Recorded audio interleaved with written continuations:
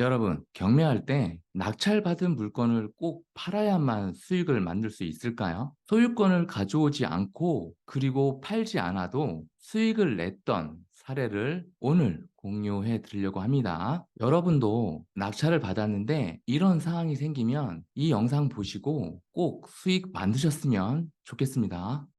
흔히 경매에 취하가 될 것 같은 물건이면 입찰하지 말라고 하잖아요. 괜히 시간만 날리게 되니까요. 상대적으로 경매 취하 가능성이 높은 대표적인 특징은 첫 번째로 매각기일 변경이 잦은 사건, 두 번째는 경매 신청자의 청구 채권 금액이 해당 부동산 가격에 비해서 소액인 경우, 세 번째는 지분 경매 물건인데요. 내가 관심을 갖고 있거나 입찰을 하려고 했던 경매 물건이 이런 특징이 있다면 낙찰을 받더라도 취하될 가능성이 높겠다. 이런 예상을 할 수 있을 거예요. 하지만 이렇게 취하 가능성이 높은 물건은 더 입찰을 해봐야 되지 않을까? 이런 생각을 합니다. 남들하고 살짝만 다르게 생각을 해도 수익을 낼 수 있는 방법은 생길 수 있으니까요. 그럼 왜 낙찰을 받은 후에 취하가 되는지를 말씀드려 볼게요. 경매하는 분들에게는 낙찰 후에 어떻게 해야 되는지 중요하겠죠. 낙찰된 후에는 채권자의 경매 취하서와 낙찰자, 그리고 만약에 차순위 매수인이 있을 경우에는 차순위 매수인의 경매 취하서가 필요합니다. 경매는 임의 경매와 강제 경매가 있는데 그 차이점은 유튜브에 많은 영상들이 있으니까 궁금하신 분들은 한번 찾아보세요. 어쨌든 임의 경매든 강제 경매든 낙찰자의 경매 취하서가 없더라도 채무자는 매각대금 완납 전에 경매 절차를 취하시킬 수 있거든요. 임의 경매하고 강제 경매의 취하 방법이 살짝 다른데요. 먼저 임의 경매 사건 취하 방법은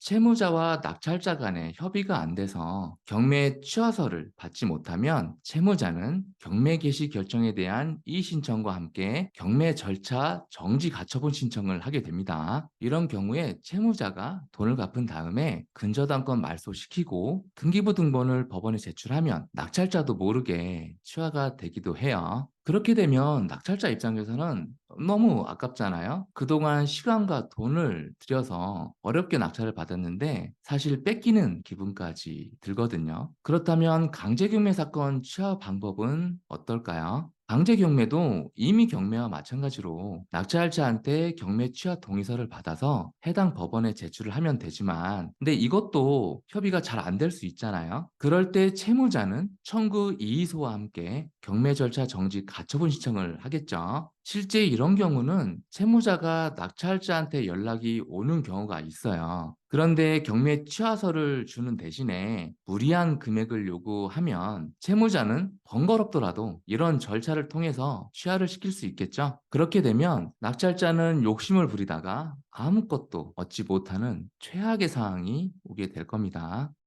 내가 만약에 낙찰받을 물건이 이런 경우가 생겼다면 적절한 사례금에 대한 협의를 하고 경매 취하서를 작성해 주는 게 정신 건강에 좋습니다. 어차피 경매 취하서가 없어서 번거로울 뿐이지 취하는 할 수 있으니까요. 하지만 그 물건에 낙찰받기 위해서 낙찰자도 돈과 시간을 썼기 때문에 그에 대한 보상을 요구하는 게 어찌 보면 당연하다고 생각을 합니다. 그러면 이런 상황이 왔을 때 경매 취하 동의서를 써줘야 되잖아요. 그거를 어떻게 써야 할지 한번 볼게요. 너무 복잡하게 생각하지 마시고 채권자, 채무자, 경매 사건 번호, 그리고 채무자의 요청에 의해서 경매 취하 동의서를 작성한다. 이 정도로만 쓰고 낙찰자의 인감도장 찍고 인감증명을 같이 주시면 됩니다. 그리고 여기서 팁을 하나 알려드리면 취하가 되고 보증금을 찾아가라고 연락을 받으면 인감 증명을 준비해서 해당 법원에 방문하면 되는데 법원이 멀 수도 있잖아요. 그러면 인감 증명과 통장 사본을 제출하면 계좌 이체도 되니까 해당 경매계에 미리 체크하시면 도움이 되실 거예요. 이 물건은 교육생분이 낙찰받은 아파트에 채무자분이 경매 취하 동의서를 요청을 했던 사건이에요. 앞서 얘기했던 경매 신청자의 청구 채권이 소액이기 때문에 경매로 취하될 가능성이 높았던 물건입니다. 사실 경매 입찰 전까지 취하가 될 거라 생각을 했는데 경매 절차가 진행이 돼서 낙찰까지 받았습니다. 어쨌든 매각 허가 결정 이후에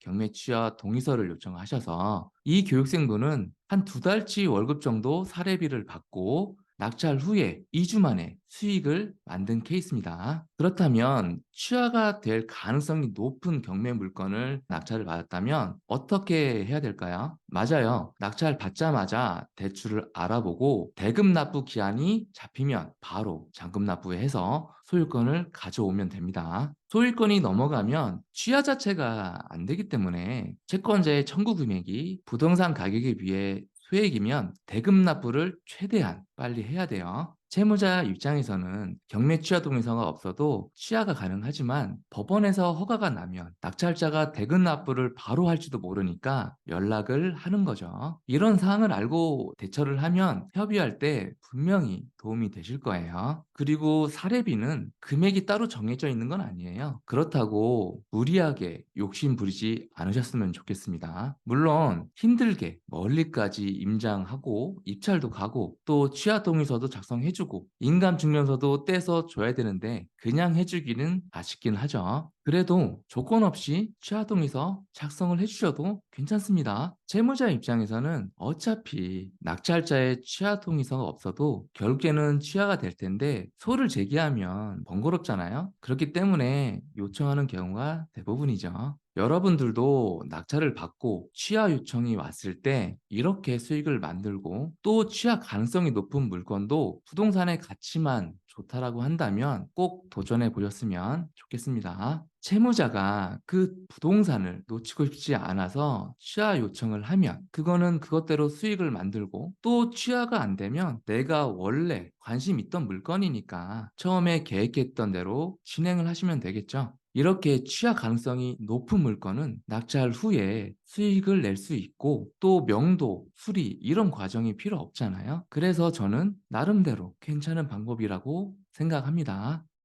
경매를 하다 보면 누구에게나 올 수 있는 상황이고 또 이런 상황이 오면 여러분들도 놓치지 말고 수익 만드셨으면 좋겠습니다. 저와 함께하는 1대1 실전 코칭반과 오프 스터디 모임이 궁금하시면 아래 고정 댓글 참고해주세요. 그리고 궁금한 게 있다면 댓글이나 메일로도 알려주세요. 제 채널에서 여러분들하고 같이 소통하고 꾸준하게 경매 투자하셨으면 좋겠습니다. 부동산 경매로 또 하나의 연봉 수익 만드시길 응원합니다. 오늘 영상 여기까지 할게요. 다음 영상이 궁금하시면 구독, 좋아요, 댓글도 부탁드립니다. 영상 시청해주셔서 감사합니다. 행복한 하루 되세요.